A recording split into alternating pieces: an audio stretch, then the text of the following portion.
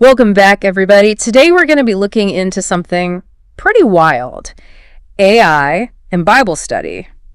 Yeah, you heard that right. Um, we've got this really thought-provoking YouTube video from World Video Bible School, WVBS for short. They kind of kickstarted this whole deep dive for us. Yeah, and it really gets at, how we engage with these sacred texts. Yeah. Especially now with technology changing everything. Absolutely. I mean, just imagine it. An app that gives you like instant interpretations of scripture. Maybe you can even simulate a chat with like biblical figures. Kind of a crazy thought, right? Like a shortcut to understanding the Bible. And it definitely has that appeal. I mean, anyone who's ever tried to read the entire Bible, it can get overwhelming. There's just so much there. Right. Exactly. Yep. But then there's this other side, like the WVBS video. It brings up some concerns. Yeah. Really makes you stop and think about the downsides. And those concerns. Well, it's all about, making sure we're still getting that core value of Bible study, even with all these fancy new tools. Yeah, for sure. Okay, so let's break this down a bit. WVBS, they start by explaining how AI works, like the nuts and bolts. And they do a pretty good job keeping it simple. But for our deep dive, I think we got to go a bit deeper. For sure. Saying AI learns from data, well, that's just scratching the surface. Yeah. We need to understand, the specifics, the techniques it might use, especially for Bible study. Take natural language processing or NLP, for example. This lets AI, analyze the text for stuff like emotional tone or even the underlying meaning. So it's not just about looking up words and finding verses. It's actually trying to figure out what the language really means, right? Exactly. And that's where things get really interesting. I mean, NLP is still a work in progress. Even the most advanced AI can misread those subtle cues in human language, especially when you're dealing with ancient texts like the Bible. It's kind of like that example from the video with Ecclesiastes. So many contradictions, it seems. You really need to understand the author's intent, like what were they trying to say? And the context, the literary context is so important. Couldn't have said it better myself. Imagine an AI trying to analyze Ecclesiastes without understanding irony or metaphor. It could get things totally wrong. That brings us to another big point that WVBS makes data bias. They really hammered home that AI is only as good as the information it learns from. Yeah, and with Bible study, the potential for bias is huge. Yeah. I mean, think about it. All those different interpretations, theological perspectives. If an AI is trained on data that leans one way, that bias will show up in its analysis. It's like having a study partner who's only read one commentary their entire life. Yeah. You're going to miss out on so much. Exactly. It's all about using AI as a starting point. It shouldn't be the final word on any Bible passage. We always need to be thinking critically, questioning things and seeking out those different viewpoints. And that, I think, leads us to one of the biggest concerns they brought up in the video, the idea that we might become too reliant on AI, for understanding the Bible. Yeah. It's that age-old struggle between what's easy and what really engages you. I mean, it's so tempting to just let AI do the work, analyze everything for us. But that could make us lazy, less likely to really dig into the material ourselves, to wrestle with it, and ask those tough questions. It's so tempting to just want the easy answer, I've definitely been there, especially when I'm stuck on a passage that just doesn't make sense. And that's where the WVBS video really hits home.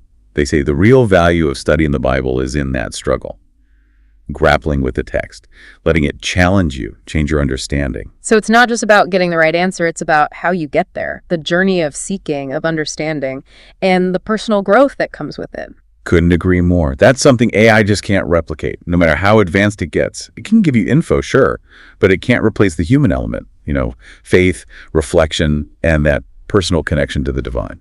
So I guess the big question is, where does that leave us? Are we saying AI has no place in Bible study at all? No, not really. The WVBS video, they actually talk about finding a balance. They see AI as more of a tool, something that can make our study better, not replace that personal reflection and engagement. They even give some examples, right? Like using AI to compare different translations of a passage, or even, to research the historical context, like what was going on back then. Exactly. I mean, for us, that stuff takes forever. But AI can process that info super fast. So then we have more time to really analyze and think about things. I can see that being really helpful, almost like having a research assistant right there, pulling up all the info you need.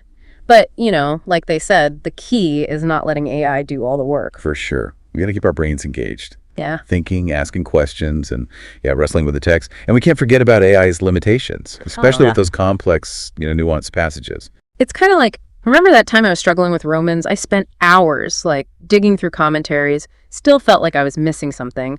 Finally talked to my pastor, and he gave me this whole new perspective. It was like a light bulb moment. That's a perfect example. Human interaction, those different perspectives, they're so valuable. Yeah. And AI could give you different interpretations, sure, but it wouldn't have that personal touch, that insight. And that personal connection, it's so important, not just for understanding the text, but for, growing your faith, building your relationship with God. It's like, think about reading about some amazing place versus actually going there. The info is cool, but it's that personal experience that really changes you. The WVBS video, they also talk about humility, when using AI for Bible study. Oh, yeah. That's super important.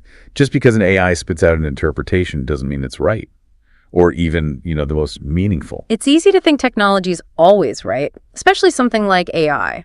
But we got to remember, it's still made by humans, so it's got those limitations and biases. And with faith, humility is key. It's realizing we don't know everything. There's always more to learn, to discover, and our understanding of God is always changing. So how do we find that balance then? How do we use AI without letting it replace our own study and reflection? I think it starts with intention. Why are we using AI for this? What do we want to get out of it?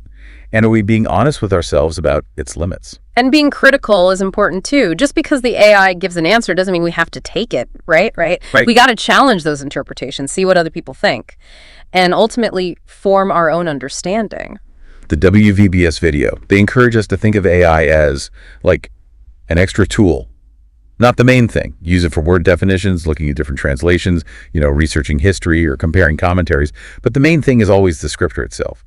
Read it, think about it, and apply it to your life. And don't be afraid to ask questions. If something doesn't click, dig deeper, find other resources, talk to people. That's how we learn. It's about remembering that Bible study is a journey, not some finish line.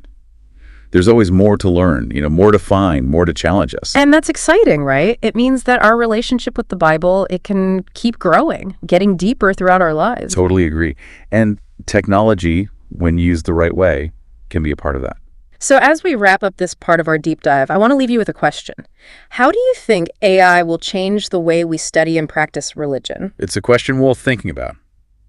Because whether we like it or not, AI is here. And its influence is only going to get bigger. And as we figure all this out, it's more important than ever to be careful, Think things through and be intentional. How do we engage with this tech? And how do we use it to deepen our understanding of ourselves, the world, and our faith? Makes you wonder, where's all this going? AI can already do so much.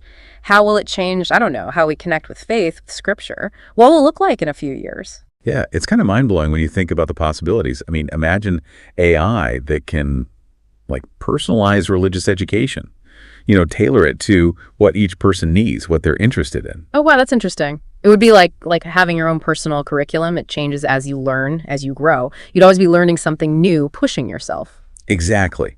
And think about this. AI could translate those religious texts into tons of languages. Imagine everyone all over the world being able to access them.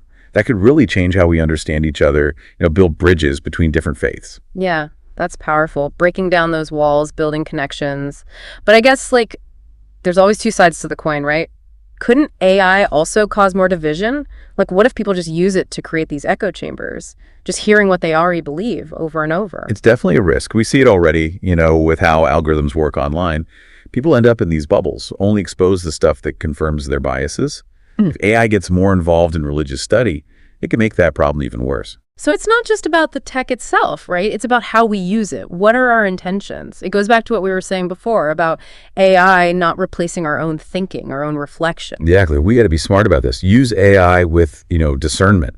Recognize its limits, the potential for bias, and be willing to, listen to different perspectives, even the ones that make us uncomfortable, that challenge what we think.